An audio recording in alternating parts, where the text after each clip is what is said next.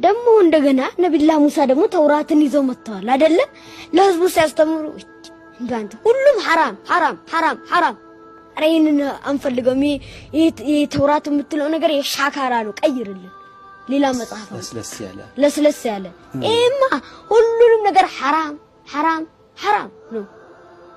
ግን እኮ አላህ Subhanahu Wa Ta'ala እና እንዘለ ተውራትን ስናወርድ እኮ ያለው فيها هدى ونور ከዛ አላህ የጡርን ተራራ ከላያቸው ላይ አነሳ ተቀበላላችሁ ተቀበሉም ማለት ስጁድ ወረዱ ሁሉ ካውን ከዛ እኔ ደግሞ አንድ የሚገርመኝ ነገር ስጁድ ሲወርዱ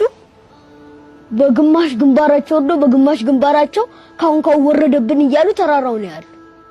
ካውን ከዛ የአይሁዶች የስጁዳቸው የሰላታቸው ላይ ስጁድ ወርዶ አይደለ የስጁዳቸው ባህል እንደዚህ ነው ቀር